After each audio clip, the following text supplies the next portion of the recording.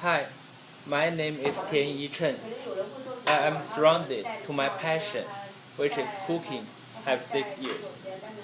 And I always cooking in my family because I think the only way to practice can help me to improve myself.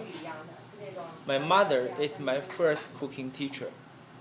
She teach me how to cook and teach me a lot of cooking skills. She was a good guide in my cooking life. I ever cook in a big restaurant, and that is my childhood dream. I play the edge by cooking for every weekend, and I'm so enjoy that moment. Thank you for watching.